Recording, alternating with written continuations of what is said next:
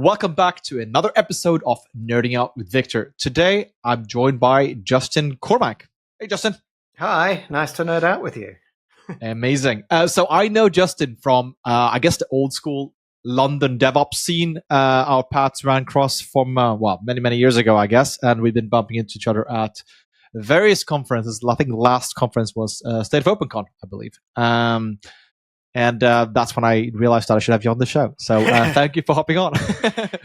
Yes, the London scenes, there's a lot of people who I kind of met through those, things, even from way back when, like a lot of those, even before I joined Docker, there's people I met back then. In the years, it's been a great place to meet people. I mean, the London Kubernetes scene in particular, and obviously that spilled into that started with the Docker scene. The Kubernetes scene was way ahead. I mean, London pushed way above its weight, or punched way above its weight, I would say, from that perspective, right? So there was a lot of strong DevOps people in London that really kicked things off. So it was a really good scene to be in those days, I think. Yeah. And all right, so let's talk a bit more about Docker, because you are the CTO of Docker. So let's talk about Docker. I have some other topics, but it will largely be themed around Docker. So with that, let's start with a very simple question. What was your first Docker experience? So my first Docker experience was,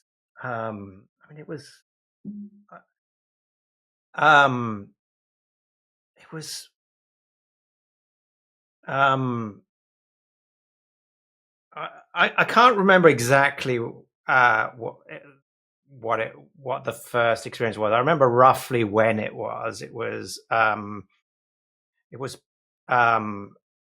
must have been about 10 years ago. I've been at Docker for 9 years, so I think it was around a year before that, maybe a little bit, somewhere in that area. As you say, there was a kind of there was that strong London scene where things were happening. My first kind of experience in the kind of DevOps space really was Puppet. Right. I did a bunch of what we called sysadmin work back then before it was called DevOps, and I came across this automation stuff, and I thought, hold on, this Puppet thing, that's actually different from the other stuff. Right. And like this terrible manual configuration work that we were doing before that. And so that kind of got me interested overall in what was changing. And I was always interested in kind of this sort of system manageability area. I actually ran the London CoreOS meetup for a while. Oh, yeah, that's a blast of the past. Because I think the next thing after Puppet I got excited by was actually the really early CoreOS when it was etcd, and that was a thing to manage your distributed /etc, which was like before it was actually really about containerization. And so somewhere in that period, I ran into Docker. I think the first kind of formal thing I did, we worked on a joint ebook on using Docker with a bunch of us. Back in somewhere in that period, I wrote the Docker security chapter for that book. So somewhere around, so container security was something that, because I was was something I was interested in really early on. So it was around that period, but I don't actually remember the first Docker run experience. It must have, which is kind of disappointing. I should be able to say, oh yeah, the first time I did Docker run, I thought this is the future, and I'm going to end up working at Docker, but it didn't actually work out like that at all.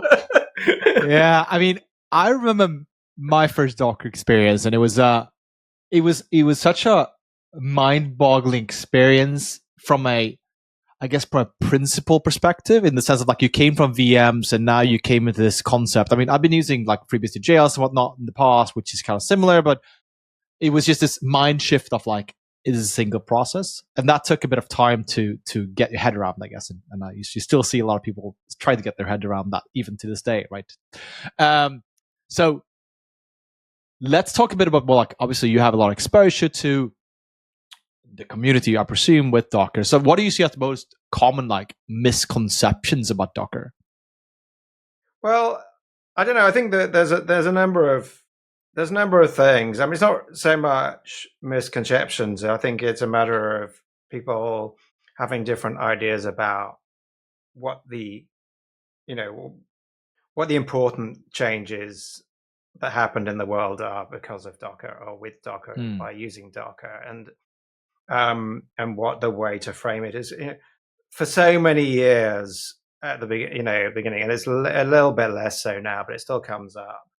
There's the VMs versus containers, like, as if that's a thing, and the idea that this is an important distinction, I think, is really misleading. I think, obviously, like, people frame things in terms of what they were doing before, but, like, it wasn't ever really a VMs versus containers. Like, I mean, in a sense, and sometimes you got the impression that it might go down that route, but I think it became a sort of, this is the way we talk about Docker thing, not a really useful thing. Because I think that, like, a lot of the VMs versus containers discussion was actually about efficiency of isolation.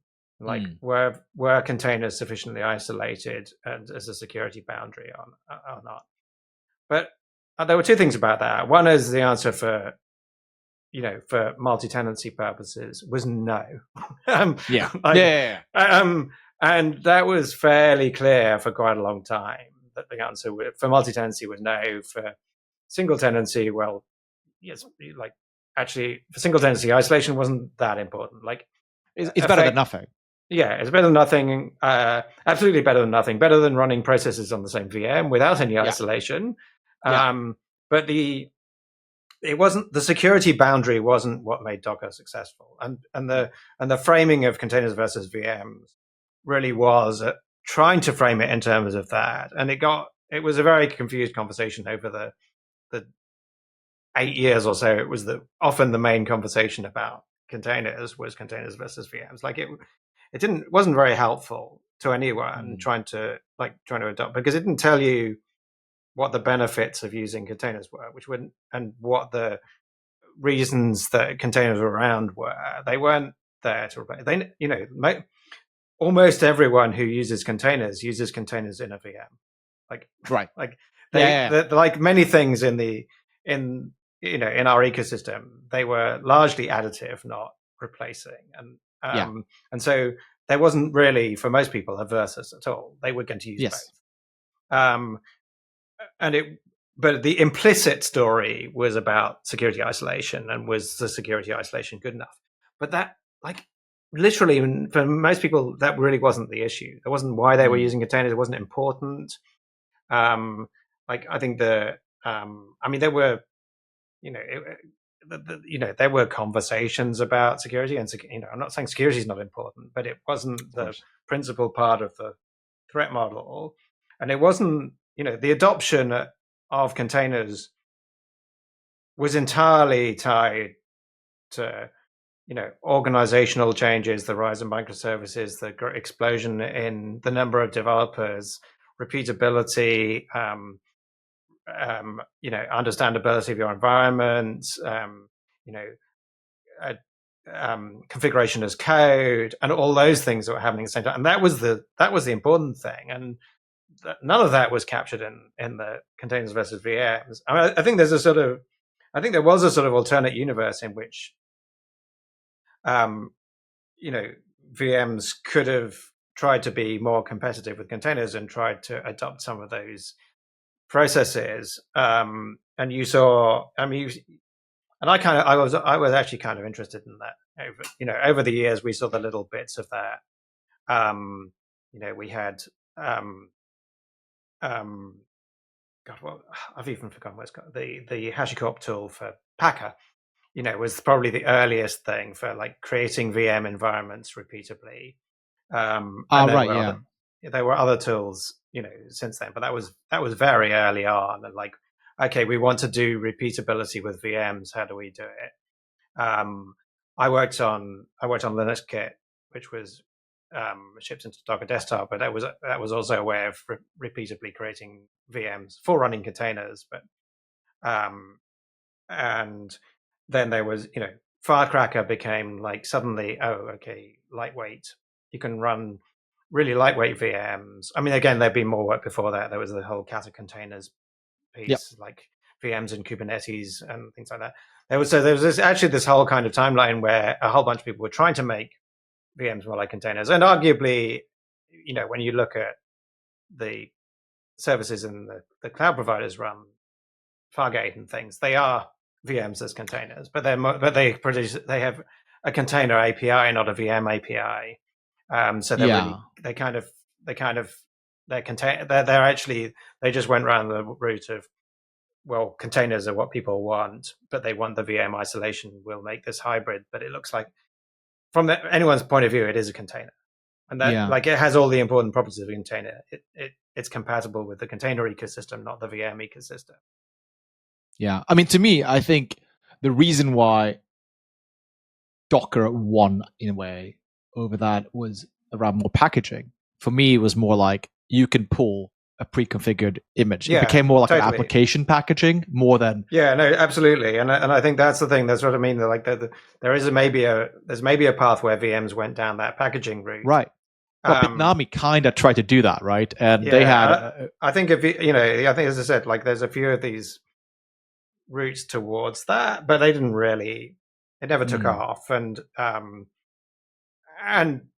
containers did, very much to do a kind of reduction in complexity that made those things easier to understand, because VMs, were just big. So much more surface area, right? Yeah, and if you could take out a lot of the stuff, just simplify it down to the application piece, not the whole system piece. Now, I mean, again, we've had discussions about minimal containers and that kind of thing. Well, that's a different kind of work that we can dive into later. Container, but like fundamentally, the idea was just take the applications, because that's simpler, and that's also separation of concerns. Whereas the VM, if you ship a whole VM image, it's not got separation of concerns as well. Absolutely. Interesting. So let's take a step back. So back in 2019, some big changes had happened at Docker, right? So the company was spun out into two. One part was sold, and the other was capped. Do you want to shed some light? Because I think that's a bit of a confusing story for people at large, what actually happened. Do you want to shed some lights on what actually happened around that? Yeah. So, I mean, it's a complicated story in a way. Like, it goes back to, it goes back to a number of things. I think, first of all, Docker was, explosively successful very quickly, and that in a way that very few open source projects or products ever are, and that was difficult in many ways to, like, it was such a success so fast, and it created it created this giant ecosystem around the cloud native ecosystem around it, and there was a huge amount of interest and money and investment in that area, and I think that it was so unprecedented that, like, having that huge ecosystem, that it was very unclear for Docker, the company, what the business that Docker should be in should be, and because everything was still really early, and there was such a lot going on. The whole cloud native space was kind of created from scratch pretty much over those years, and so the business that Docker chose was I think I can see the reasons at the time, but it was kind of it seemed like the right thing at the time. So it was basically, our product was Docker Enterprise, which was, a production side, largely on-prem, runtime production side product for ops people. That was a Docker Swarm, right? It was originally based on Docker Swarm. We migrated it to support Kubernetes and Swarm. Right. So it was actually, it supported both. I think there was a that's something we can talk about like internally later about like, but I think that so it was, it was a production orchestrator solution with that sort of thing. But that market at the time was still quite small back in 2018, 2019, because a lot of people were still trialing, these things and not really running applications at scale back then. So, a lot of we'd talk to customers and they'd be, they'd have a few applications that they were trying on Kubernetes, or Swarm, whatever, on containers. They agreed it was the future, but they had a lot of work to do to get there. So the market size was relatively small. It was extremely competitive.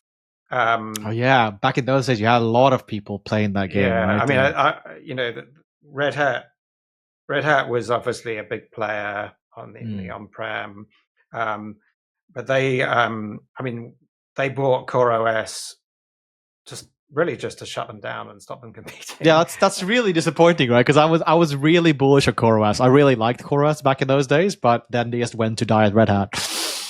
But yeah, that's a different story. But there was a. I mean, but that's the thing. Like, the market was too small to support the number of people there.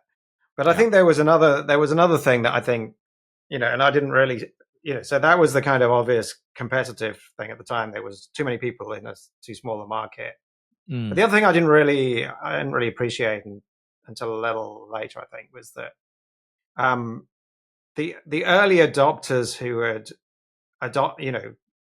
had made Docker a success and chosen Docker were not the people we were selling to. They were not running on-prem. They were the people who'd gone into the cloud early as well, because containers in the cloud were part of the same thing, the whole cloud native thing. And so all our early adopters were early cloud adopters. And so the people we were selling to who wanted on-prem often actually weren't even using Docker at the time we were trying to sell it. And I remember having a meeting with one bank, and there was a lot of these meetings back then, and like they'd taken a year to sign an evaluation agreement. They were going to try it out. Like, this was a very slow sales cycle. Right. A lot of the time they were like also coming and saying, like, we've heard about this Docker thing, it's amazing. And this was great. We were a small startup that could sell to, have these sales conversations with big companies. But they didn't use Docker, but they believed it was a magic thing that they could sprinkle on their terrible systems to make things better. But they weren't using it. Whereas there were all these people who were using Docker and were being very successful with Docker, but we didn't have a product to sell to them. Right. So, but yeah, the thing those days was like, Docker was used by everybody, but nobody paying Docker, right? That was like very successful in that sense, but not, like you're saying, like not the people that actually pay for it, right? But I think so. We sold that Docker Enterprise business to Mirantis because, and I think Mirantis was originally big on OpenStack. They had a big OpenStack customer base, but they could see the writing on the wall with Kubernetes. They'd been trying to build their own Kubernetes solution, I think, gradually, but acquiring ours, accelerated them. I think they they did quite well out of their business in the end. It took them a while, but that's still, they're they grew the business. It took time. It took and patience, and but they had the customer base, particularly telcos was their core market, where they they knew the customers well. They already were in with them on OpenStack, and they could introduce Kubernetes on top of OpenStack to them, and so it kind of made sense from that point of view. And we were kind of left with this the other bits of the business in a way, but with a strong desire to focus on those original customers who had made Docker successful, like So Docker Hub stayed inside of this new entity, right? Yeah. So we had Docker Hub, Docker Desktop, the open source Docker Engine, Compose, and that was about it. That was kind of that's basically what we kind of started with. And so, but we had a clear desire to go back to the original customers who had made Docker successful, and who were using Docker in the cloud, and also to go back to work with developers rather than just the ops side of things, because again, the ops side of things was by then being dominated by the cloud providers. We didn't want to do the on-prem thing because we recognized that the cloud was very tied to the success of containerization and those things. So that's why we refocused on the developer market and on people using primarily using the cloud. Not all the customers using the cloud, but most of them, when you talk to them, a lot of people have a very strong tie between containerization and the cloud. These journeys go together for them. They want to. Sometimes they're incentivizing people, like if you have to move to the cloud, but you also have to use Docker and containerize to do that, and because we don't want to just lift and shift to the cloud because that's not going to give us the value. We want to do the whole cloud native route, and so we very much didn't want to be in this kind of world where we're tied to this kind of on-prem only and are just separated from the cloud. And I think that when I look, like, again, when it's kind of coming back to the conversation about containers versus VMs, again, that wasn't the question.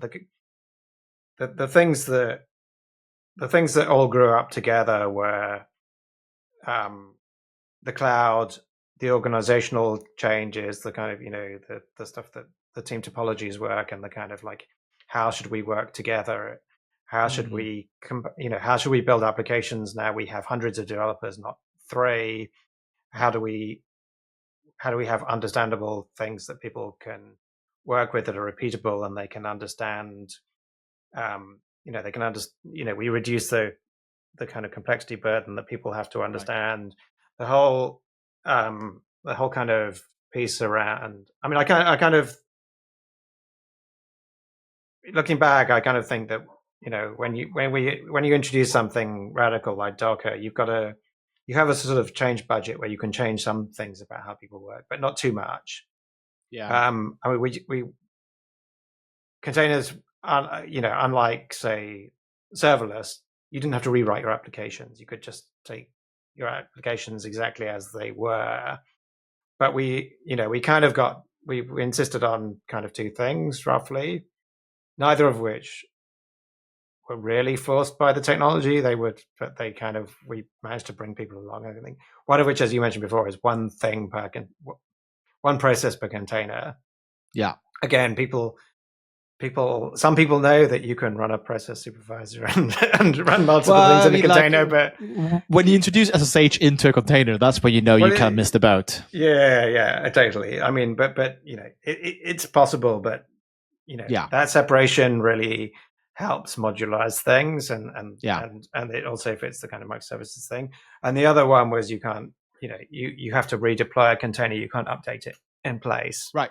And that was really the radical one, because that suddenly allowed you to understand that the thing that you built was exactly the same thing in production, and you could being able to track that content hash all the way through the life cycle and be able to know, like, Thursday last week it was this version that was in production and it had this issue, and we rolled out this version to fix that issue, like, and being able to see that rather than the kind of the old, I before Docker, I still, I remember the FTP into production and, right, I mean, change your PHP code. Yeah, but this goes back to the whole like pet versus cattle debate, right? With the ephemeral VMs that kind of Amazon kind of pioneered, right? With EC2. Netflix pioneered. Oh, right, fair enough. Okay, well, actually, although the pets versus cattle was actually a CERN presentation. Was it? Yes, it was actually CERN. So CERN's actually been on the cutting edge of a lot of this stuff too, because they're a really interesting organization. We went to CERN for a CNCF meeting earlier this year, and it was some time, and they're really rolling out Kubernetes at scale now, and it's but it's technologically it's a fascinating organization, and they've really met a lot of issues that people have in advance, and have been quite pioneering in all of this work. But they're also so weirdly different from a lot of organizations in the kind of things they do, that they're also the kind of things they do also seem very different. So it's really a really fascinating place to visit and understand what I can imagine. But yeah, like that, the whole like concept of ephemeral VMs. I remember back in the mid 2000s, early 2010, whatever, when this concept of ephemeral VMs became normalized, I guess. It was still, if you came from like the sysadmin world, it was still a mind-boggling concept that these are throwaway VMs, and the whole IIC, it really took a while to get behind it mentally, I think. Because I worked for a cloud vendor at the time, and it was just hard to just get your head around. It was fascinating because Amazon, and especially in the early days, really pushed the idea that like the cloud VMs were different because they are potentially ephemeral. They might go away outside your control. Yeah. But it was interesting when Google Cloud launched, they spent a lot of time actually making that never happen, and they had VM migration behind the scenes so that your VMs weren't like that. And Azure, Azure did a lot more lift and shift than the other clouds as in the early days. And I remember they would come to our customers and say, would you like to sell your data center that you have all your machines in to us to turn into an Azure data center, and we'll produce exactly the same thing for you running in Azure. You'll never notice the difference, but it'll become an Azure data center. That was how they grew at the early point, which is really fascinating. Talking to the customers, like, got these offers, and it's like, but it makes sense, right? Because Windows is never ephemeral in that sense, right?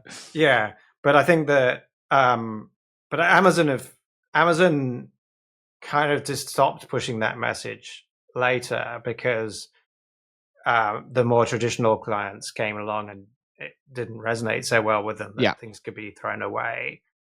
But I think those of us like me and you who grew up in that era of pets versus cattle and ephemeral VMs still treat them like that and think that's a good thing. And absolutely. Also scale them, and Kubernetes also forces you to treat them like that. And like, I think that we internalized that stuff. Was kind of, it was a big shift, but we did internalize it in that period. And it did containers help. Obviously were even more so. Like, I was about to say it kind of created a natural segue into containers, which is just that in the next instance, I guess, or lower down, right? So like I can't see a way going back to the whole nurturing and patching servers. That sounds like a dreadful life. Well, again, but a lot of it was just, it was forced by the scale of the things we were trying to do. We just got more applications, and that's never going away, and you just can't you just have to automate when you get bigger. Oh yeah, like imagine running a service where you can't just say, "Oh, give me 5 replica sets of this," and then where does it run? You don't care because it is by definition, but it's also a philosophical difference between, I guess, how the Linux world views an application, which the way how the Windows world, I guess, views an application, right?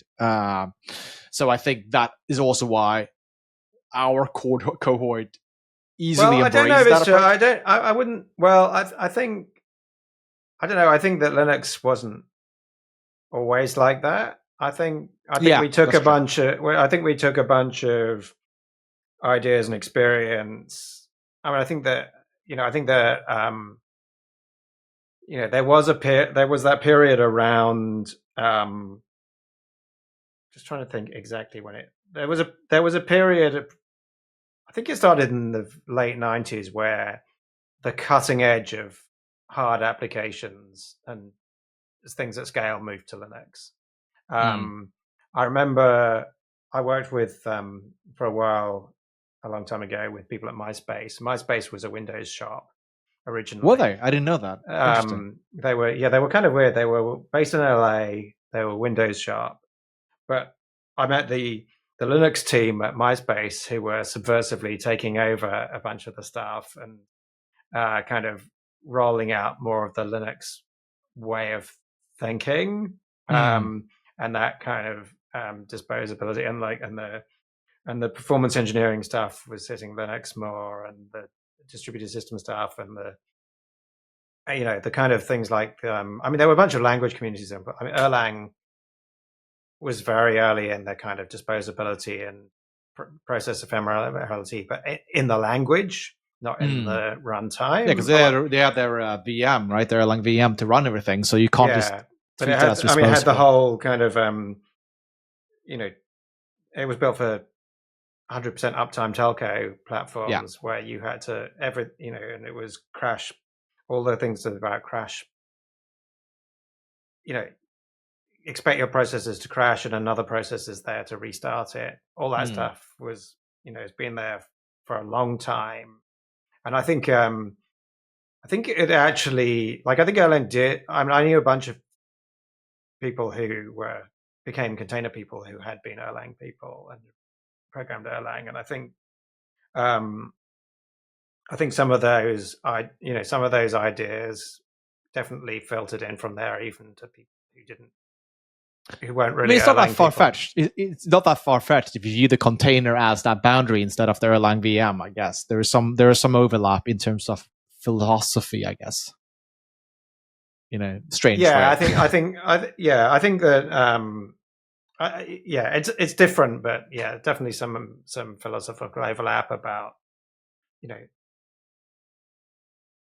what has to be reliable, what's ephemeral, what's disposable, how you manage. I mean, I think that being careful about how you manage data to make sure that your data is persisted when the processes crash and all those types of things, and being able to just restart things and expecting to get better uptime out of unreliable system, fundamentally unreliable system. You don't expect the system to be the reliable bit, versus the probably the whatever it was, the 70s, 80s kind of HP tandem, build reliable hardware that never fails kind of solutions that were. These boxes are still running though. The old mainframes are still running reliably to this day, right? Totally. Cool.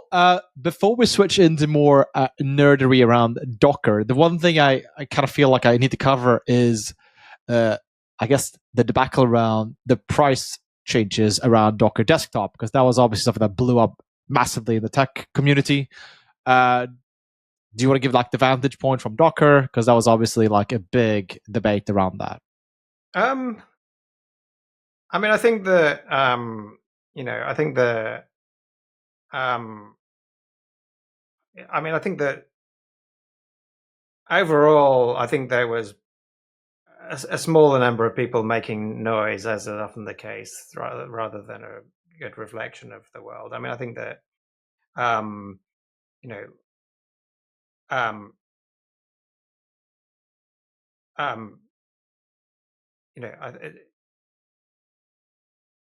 you know somehow at the end, companies have to charge for something to survive. Oh, 100%. I mean, absolutely. And I think that, of course. Docker Desktop, I think like people don't like, it's definitely the case that going from something that you give away for free to something that's charged for, people do get upset. Although we did,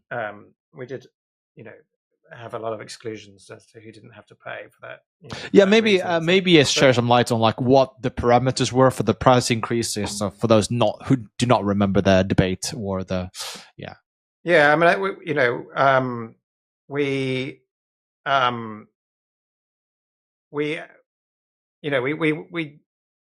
excluded a lot of people, anyone working in a small company, basically with less than 250 employees or 10 million revenue, which was to exclude, to basically exclude startups and a lot of the people who were part of our community. Although, to be honest, a lot of them do pay for anyway, because they get value out of the bits that you get pay. Right. But I think that our primary aim was to charge larger, and that, which is really charge the larger companies that were getting a lot of value out of Docker Desktop, had fleets of often thousands of people using it. It was a core part of their development environments, and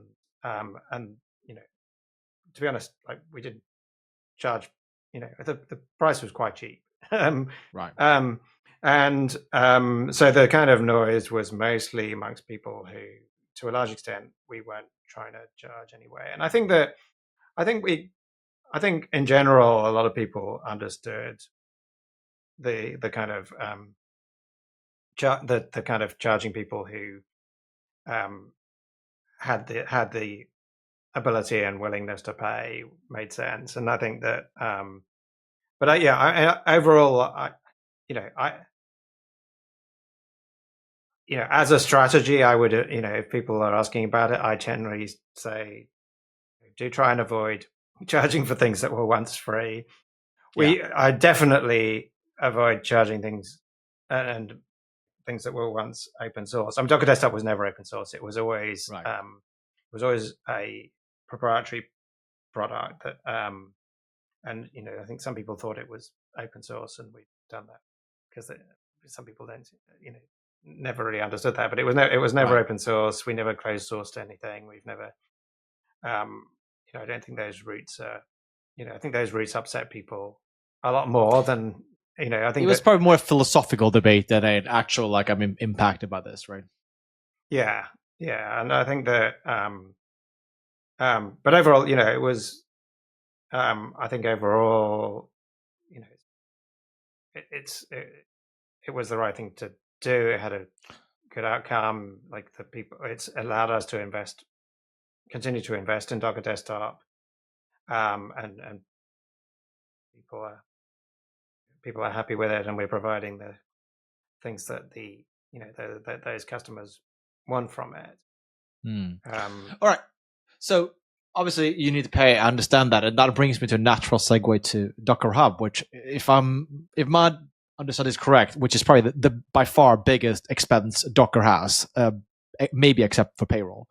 Hosting this is a pretty significant cost, right? That needs to be paid for somewhere. Can you shed some light on like the sheer volume and infrastructure cost for hosting Docker Hub, which most people use for free, right?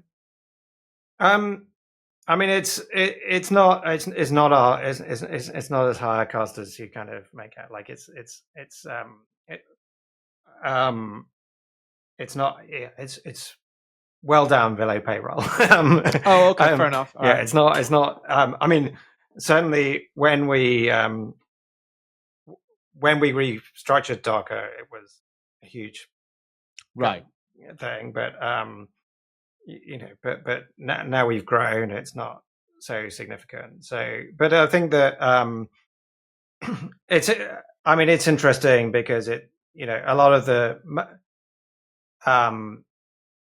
it's interesting how the cost of actually running a service like that's changed over the years. So it's now, but mostly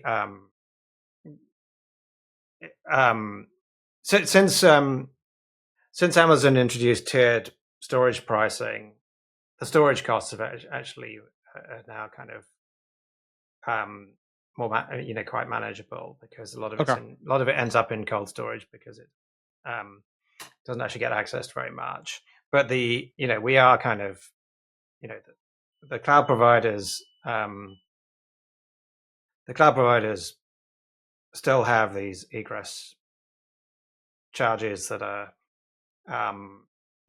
designed to keep traffic inside their own cloud, and while the European Union has been kind of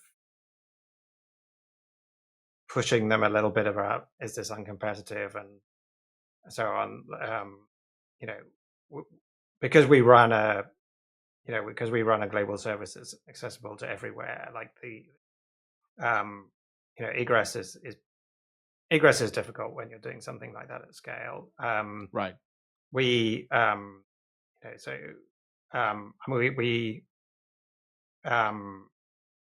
it's a complicated thing, but egress charges are they're high enough that they kind of affect how people are designing services and things in a significant way, and they're clearly, there's arguments about the why of inbound versus outbound. Like there are some economic reasons, like in terms of traffic is not symmetric inbound and outbound, and like they're kind of the way it's charged. There's some justification, but there's also a reasonable argument that it is purely an anti-competitive thing to stop people running cross cloud services. In data centers, they are roughly the same, right? You have symmetric lines usually in and out of a data center. You have symmetric lines, but that doesn't mean that the binding point on your 95th percentile, it could be one direction or the other. Like but yes, your lines are definitely symmetric. But yeah. And you get and the charging model is very different. Yeah, it's very interesting. I'm curious to see what the competition authorities in various places decide about this, because they clearly it clearly makes building kind of multi-cloud infrastructure extremely expensive for a lot of businesses. It's a massive lock-in, absolutely. Yeah. So, and just for those not familiar with the kind of orchestration of Docker Hub, it's essentially Docker registry, which is essentially a thin layer on top of S3, but it's S3 compatible, I guess. And so the vast majority of all the hub data sits in S3. You mentioned it's tiered using iStorage for less frequent runs. Is that a fair representation of the architecture? That's a very simplified version. Yeah. I think that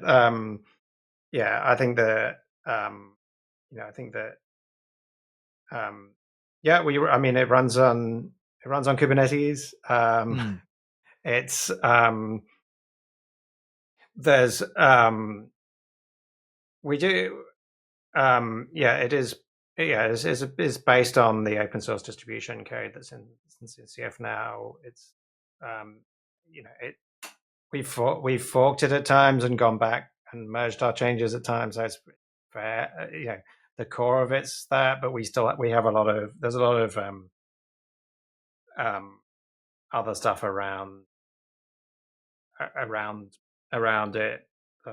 There's the whole UI piece. If there's a whole layer with Scout where we're indexing data inside the images and SBOMs and things like that as well now, and things like that. So there's kind of, on top of that. So, but yeah, it is a big Kubernetes cluster. It used to. We've always. I think it. Yeah, I think it. we've migrated it to Kubernetes probably at least 5 years ago now. We used to host a lot of stuff on Swarm ourselves, but we moved over to Kubernetes. But yes, it's an interesting thing because it's just because of the whole scale of it, and that adds a lot of complexity. I remember years ago being in a meeting when this was back in 2017 or something. I remember sitting in a meeting because Hub had gone down, and noticing that the meeting I was in was #1 on Hacker News. Docker Hub is down, and it's like, look, our meeting's on top of Hacker News. We better fix this. But reliability is for yeah. And can you share some sheer volume of pulls per day on Hub right now? Do you have any data on that? I don't have it to hand.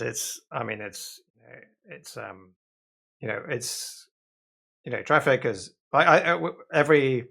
usually at DockerCon or something, we release some figures on how many pulls there's been. And it continues to grow. I think that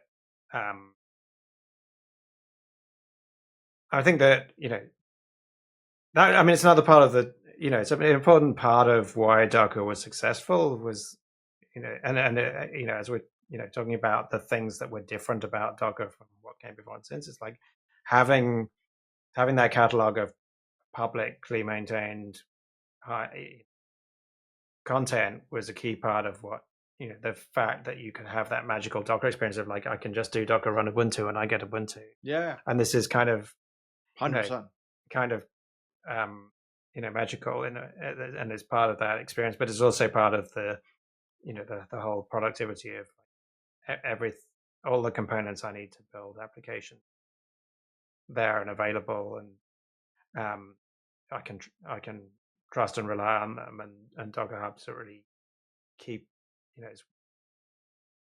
it's a key part of that, and it's very different from a lot of the other registries, which are largely private registries. Docker Hub is still largely a public registry. I mean, there are lots of customers using it as a private registry, but the public part is still way bigger than that. Whereas the cloud, if you look at ECR, there is ECR public, but it's very small. ECR private. Yeah, most cloud vendors do offer some level of caching of the public hub images as well, right? So yeah, we've that's been part of our working with them to just make sure that they are caching things effectively, just because it's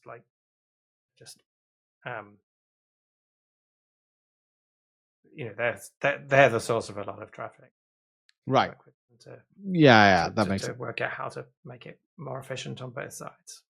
Yeah, that makes a lot of sense. So you mentioned Docker Scout. I want to kind of zoom into that because I don't think a lot of people are familiar with Docker Scout, but it does a lot of things. You mentioned SBOMs. Had a lot of content on the podcast about SBOMs already, and Docker Scout can generate SBOMs, both CycloneDX and SPDX from a Docker image using, I think it is a wraparound Anchor CIF.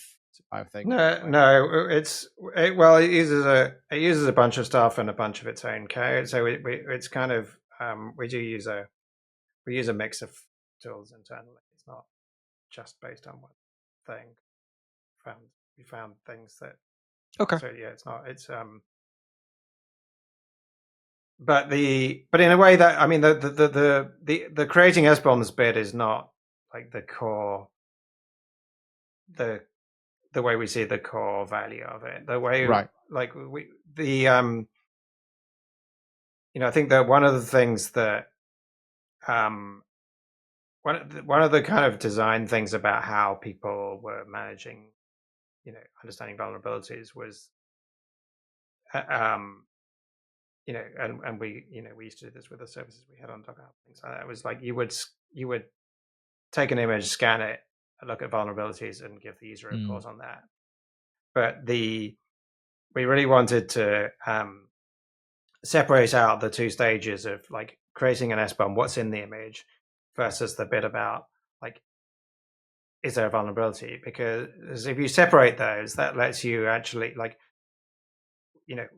Scout is basically a real-time database with live feeds from different sources. So as soon as a vulnerability happens, you can get an alert about it without having to run the image through a pipeline again to find that, because we link the vulnerability to the SBOM item that we've indexed in the database, and we say, okay, these images now, as of a minute ago, now have a vulnerability, and then we can look and see if, like, are they in production, like, are they things that you're actively using, and then we can help you remediate that. So it's like separating out the what's in it and is there a problem about what's in it pieces, and running them separately allows this real kind of much more responsive tooling. So to talk to me, you do some interesting stuff with, I guess, attestation and embedding SBOMs in kind of metadata, and I believe that's stored in the OCI as part of the image, right? Is that correct assumption, or I haven't actually done a deep dive on this? Yeah, I mean, I think that, I mean, we actually, Scout supports a lot of different formats as well, but yeah, we've been working on doing that because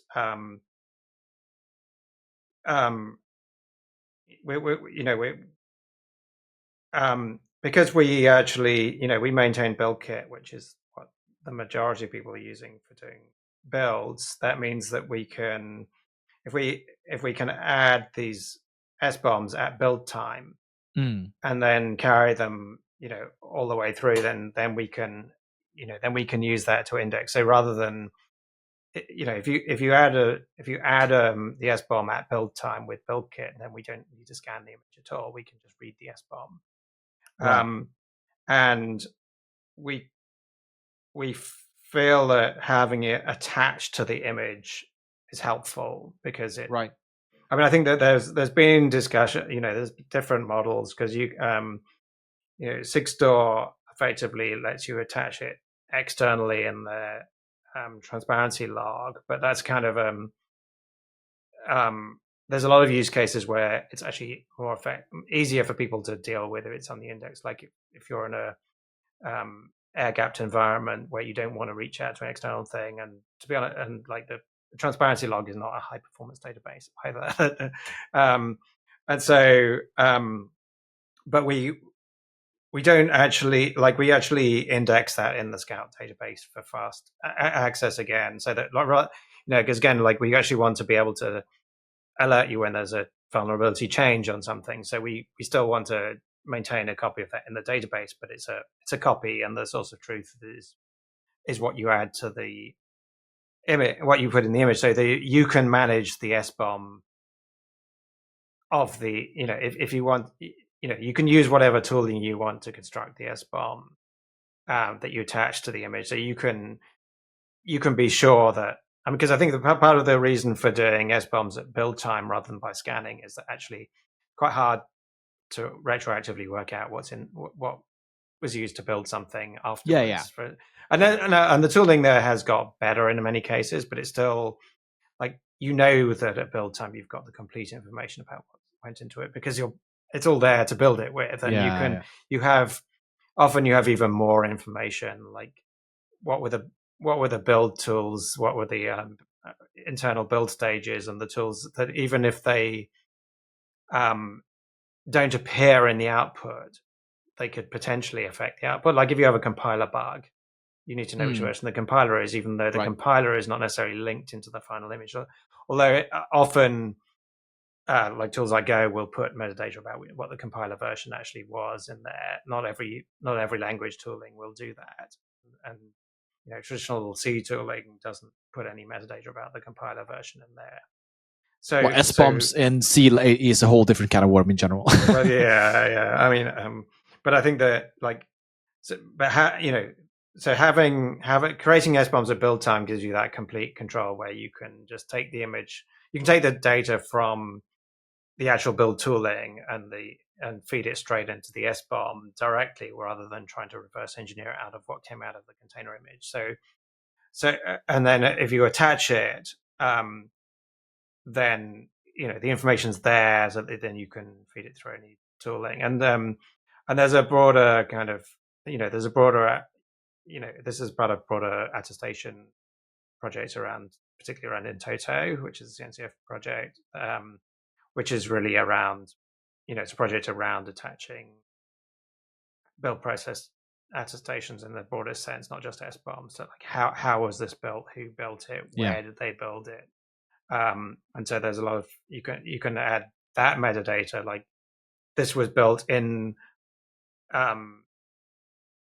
Docker's AWS account, so we can take the attestation from that, from the metadata that Amazon provides. You can get a signed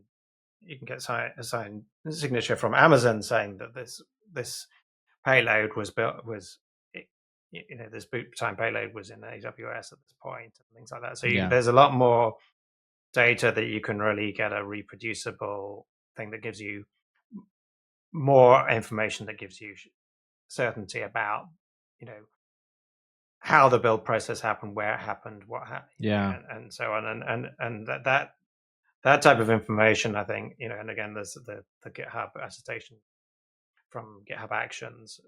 I was gonna say. So all those kinds of things together give you this whole collection of things that give you more certainty. And I think that, our view is generally that bundling all that together in the OCI format is useful, so that it's all self-contained. Technically, from the kind of the statements are about hashes and don't have to be bundled, but the bundling convenient to keep things together, and kind of that's what the sort of extensibility of the OCI format was kind of designed for. And if you look at any of the official builds in Hub today, do they all have this included as metadata to all those images, or is this just you can use as your toolchain? We're rolling it out. It's not, I think, on all of them yet, but it's on a lot of them now. So it's kind of we're kind of going through this process, and being our first customer zero for ourselves. I was very insistent when we're doing this that, like, if it doesn't work for us, then it's not good enough for other people. Our use case is kind of complicated, but I think that if you can't validate the attestations on Docker official images and use them, then that's not working for people. I think because I did a talk about this many years ago in KubeCon about how with the earlier work we did, like, no one in practice was validating the signatures we put on Docker official images. So because it was very hard to, and it's difficult, and you kind of see this with the adoption of HTTPS. It's hard to incrementally go from an ecosystem that doesn't have signing and security checks to one that does, in a way that doesn't leave holes because lots of stuff is unvalidatable, and so you kind of tend to be in a position where you tend to fall back to, if it doesn't, you can fall back to, we don't have to validate it because it must be some part of the unvalidatable set, and trying to get to a point where you carve out sets of things that are known to be validatable, and therefore you should validate them. It's a kind of slow process moving the ecosystem to that, and so I think we're still kind of on that journey to where everything is validatable in the cloud native ecosystem, but it's just it is just a hard path going from there. It's kind of weird when you look at it. Like, there was a whole, like, Docker images in the earliest release all had signatures on them, but the signatures were kind of useless because, and they're still there in the V1 format, but they were useless because they were cryptographic signatures or just hashes. They were cryptographic signatures on the earliest. Weirdly, the earliest versions didn't have real content hashes, but they did have signatures. But the signatures were for keys that were just randomly generated for the user, and you couldn't validate the keys. So, in general, for most users, so it was kind of they weren't actually much use. Right.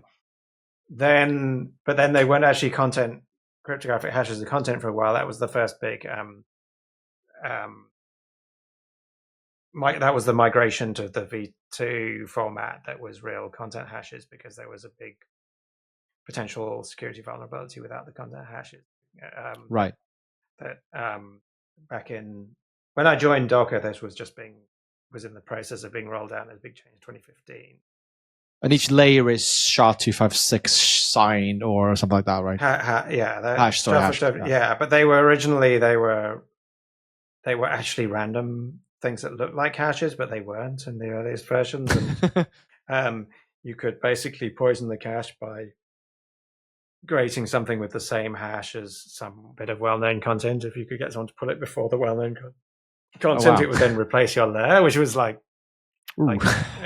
was a anyway. So that was what V2 was about. I think we noticed that internally, and that was the whole V1 V2 right Docker format, which is as I said, 2015, lost in the mist of time now, but it's kind of.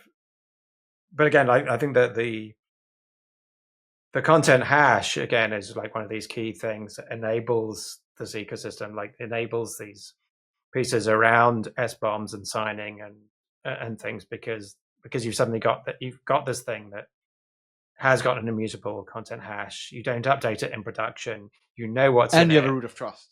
And you have exactly. And so, that it's those kind of pieces that are really important to building out this ecosystem.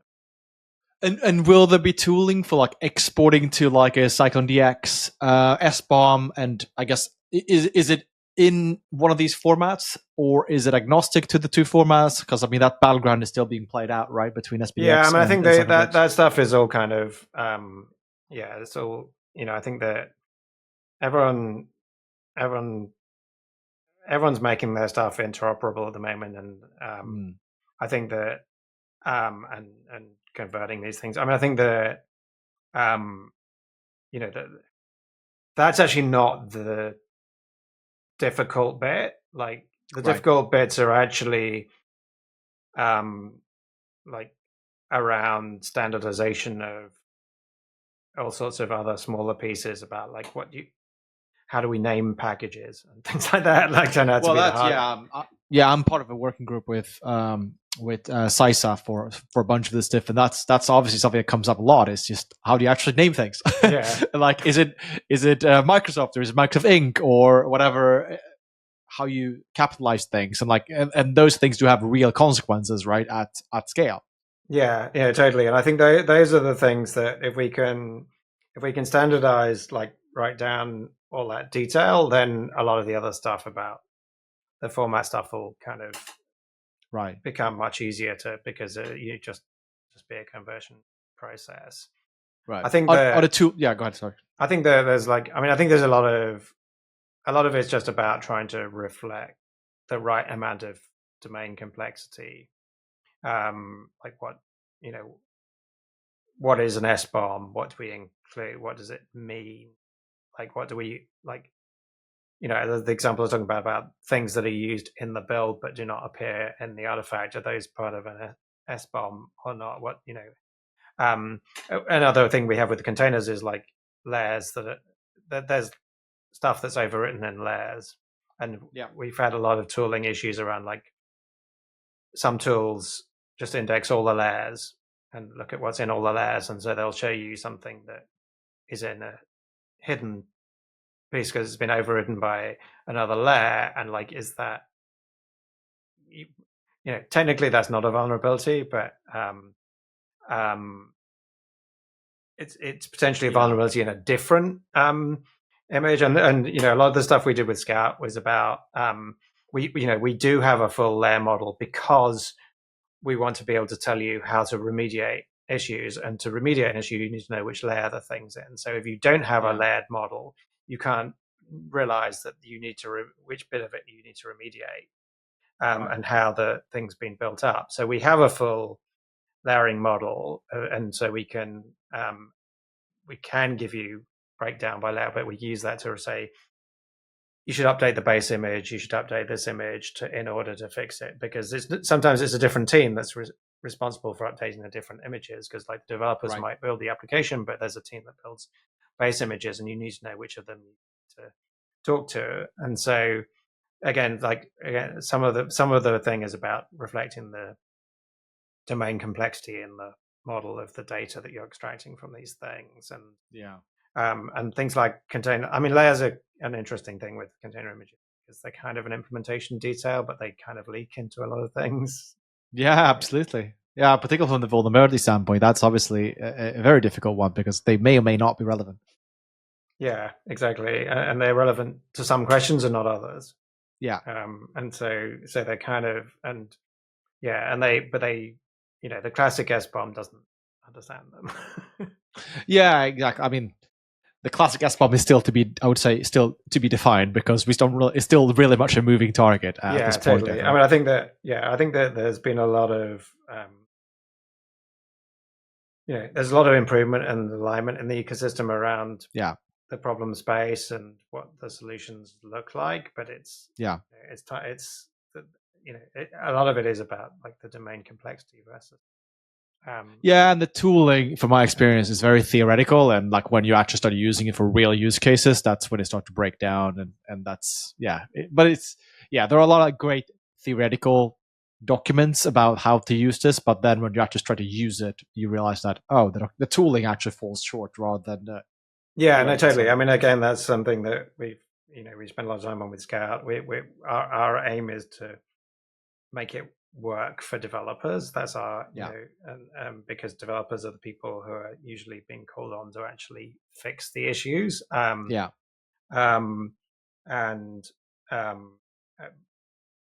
But it's I think that a lot of the time, as you say, the kind of theory doesn't work particularly with the scale.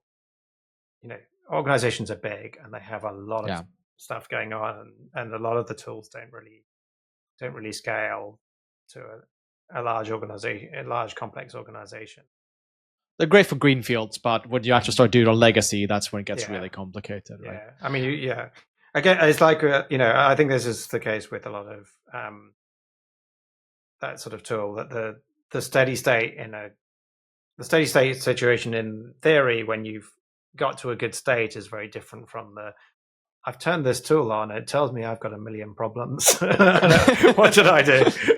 Right. Absolutely. Well, there's a billion things to more talk about that, but in interest of time, the last thing I wanted to talk a bit about, which is something I think you guys are doing some interesting moves on, is Wasm. And I know you've been toying with that for a bit. Tell me about Docker's Wasm story, and what does that mean in terms of your market, go to market? Yeah, I think Wasm's a really interesting area. I think that for a while there was a whole kind of like we were talking about VMs versus container, like there was a whole kind of Wasm versus container, Wasm versus Docker kind of thing. But because again, like superficially, it looks like a container. It's it's a thing, and it's got an isolation layer, and it's a sort of package of stuff. Right.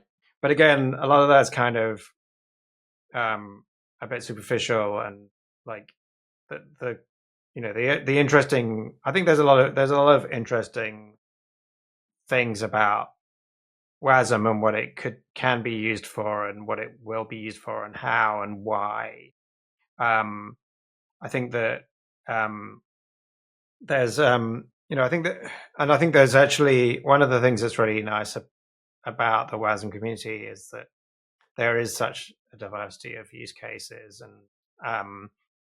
and very different things you can do, and they're so we've seen a lot of success for things like Wasm as a plugin plugin extension language for things like Envoy, for example, or lots of other projects have it. And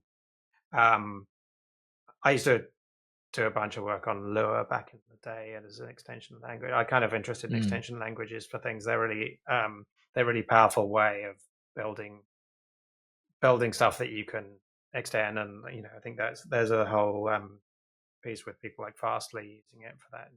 OpenResty and all that stuff, yeah. Well, yeah, OpenResty was OpenResty was in the day with Lua. But anyway, but it's like that kind of area is one area. I think that Wasm for the web is an amazing enabling technology that's helps people build web applications that are just much more powerful. Again, there's been a very long story from Gmail was one of the first of these complex web applications that was largely built from largely built in one of the JVM languages, and they can cross-compile it to JavaScript to run in the browser. And there's been this whole long technology thread of that, and Wasm is a much more effective and sane way of doing that. And then there's there's this server-side Wasm, which is the bit that's most often compared to containers, or and that's the bit where to a large extent we've been working on shipping tooling to support that. I mean, it's something that we've been looking at for a really long time. I think back in it was 2016 or 2017, some time we were experimenting with it, and that's when Solomon tweeted. Where I was sitting around with him, and it was in his phase when he used to post a lot of stuff on Twitter and Hacker News and really kind of get a lot of attention with that. And he tweeted the thing about if Wasm had existed, we never would have had to build Docker or something like that, which has been then since quoted in every single Wasm presentation ever since, and it's kind of sort of put Docker on the map as in that kind of space, but it kind of isn't. I don't think it's a very it's not a very useful way of looking at it. Again, like the containers versus VMs. So what's the what is the outcome you're trying to achieve for the developer by shipping things in Wasm? And generally, I think the areas that are interesting for Wasm are, one is a lot of people are building quite lightweight serverlessy type stuff with Wasm. I think that some of the sort of Wasm is smaller kind of commentary is misleading, because people look at people's containers and ask and discover that people have very large containers, and then they build kind of toy applications in Rust and Wasm and discover they're very small and kind of say this is much smaller. Which is, I think a lot of the time people don't understand why people's applications are so large in containers, and people don't talk about it a lot. But there are often good reasons why people have multi-gigabyte containers, despite the fact it seems a weird thing to do. Often very good, bad reasons too, but yes. There are bad reasons too. But those reasons are not necessarily, those reasons are not actually necessarily, they're not really about the runtime. Right. They're about the application. And it comes back to the whole conversation we have about how do you build your applications? Can you use the same application? Do you have to build applications again? Do you have to build them in a particular way? But I think that Wasm does have, that I think that there are some interesting things about the Wasm runtimes that are quite lightweight and look more like what we thought the JVM might be going to look like back in the day, but it never quite ended up like that for reasons. The security model is much better understood now. The interface model, which is where the security issues in the JVM were back in the day. About it, and this, and I mean, I think that there's a lot of interesting things. I mean, I think the whole, I mean, it's hard, but the whole, we can write code in multiple languages and interface them together and have libraries that are security isolated from each other is a really interesting area. It's kind of, it's at the moment it's very niche. I mean, there was an attempt to do security isolated libraries in JavaScript, for example, and like because and there was a bunch of really good work on that, which actually shit, but like because like libraries have high privilege levels right now. Like a library that's supposed to do some calculations can also access the network and exfiltrate your data, and you can't really stop this because because everything ends up in a global namespace and doesn't have least privilege. And Wasm is a potential way of actually, addressing that kind of issue potentially. And I think there's a lot of interesting stuff. We've really been focusing on at the moment the enablement of kind of build and run of Wasm applications, in the kind of roughly similar sort of space to where we are, because that's where we've seen most interest. But as it's such a diverse ecosystem that I think there's a lot of interesting paths about where adoption will happen, and it's not just going to be one. It's not going to be one thing, and I think there's like these different use cases of Wasm we talked about. At the moment, kind of extension stuff is very different from in browser stuff. And it was actually interesting. Like when I did stuff with Lua around the London Lua meetup back in the day, and it was really interesting because again, like it was hard to have a uniform conversation around a language that was used for so many different things. And I think that Wasm has the same thing, that there's a lot of these different use cases, and they're and they're kind of pushing in slightly different directions, but they're using a set of common tooling, and they're building this stuff out together for different use cases. Are you more bullish on the server side of Wasm to kind of eat up Node.js style workloads, or are you more bullish on the browser side of things? I actually don't like. I think it's in a way. I think the I don't know. I think that there's a kind of thing where you could get. I mean, Node was kind of exciting because it was like one language for the front end and back end. And Wasm potentially, I think, is interesting. We could do that from the other direction, because it was like Node was, well, the one language has to be JavaScript because that's what the browser has. Right. So the backend language now has to be JavaScript. And that was great for the JavaScript people and people who then adopted JavaScript. Bad for everybody else. It was kind of bad for everyone else. And like, I mean, I tried to become a JavaScript person as a backend person at that time to do that, and I kind of I tried quite hard for quite a while, and I decided it wasn't for me as a backend. But I think there's an interesting thing of like, how much can we go the other way of like take someone who's a Go programmer and help them ship Go via Wasm into the browser so they can build more of the application. I think you can't exclusively build applications in Wasm, although in the browser, although there have been some people trying to do that. Like, why? I think so. I ported like LibreOffice to Wasm and had it up and running like fully. So I mean, it's kind of possible. But there's still a bits of JavaScript. There was actually a really radical proposal to have an index.wasm kind of like, why can't the entry point into a website be Wasm rather than JavaScript? Right. But I think there's still issues there. But so you still need some, like you need to invoke it somehow. Yeah. But also the invoking the UI from Wasm story is a little bit messy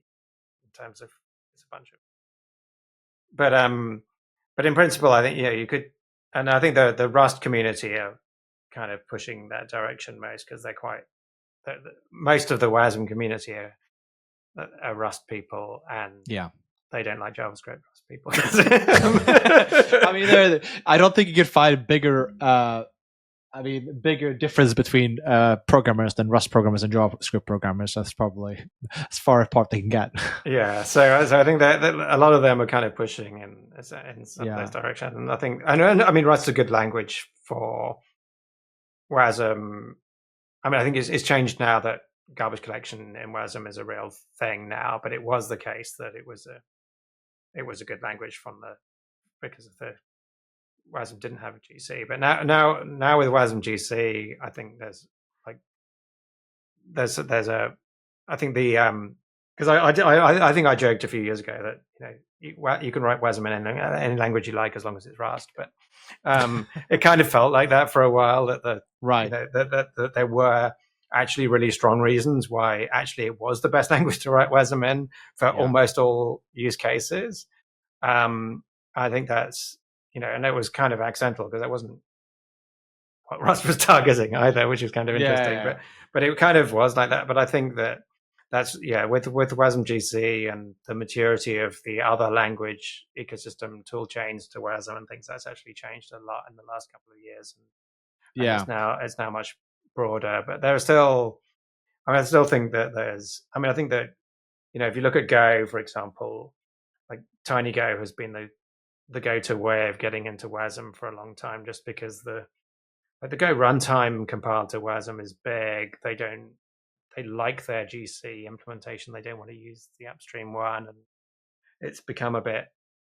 I remember when Cloudflare workers launched their Wasm thing, like you couldn't Cloudflare had a very small memory allocation for workers when they launched it. I think it's increased now, but it was you couldn't fit the Go runtime into a worker because it was compile it to Wasm is too big.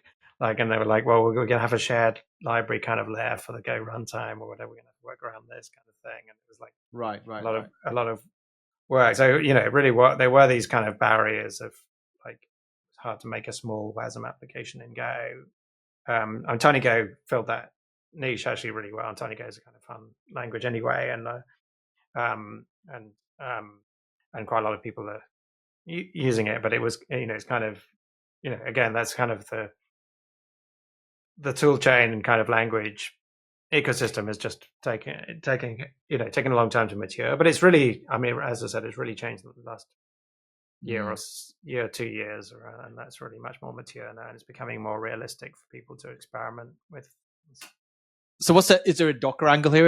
Is there going to be a Docker Hub as a CDN for browser-based Wasm?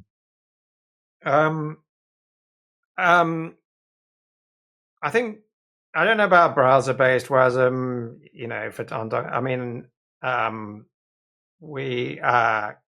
because I think that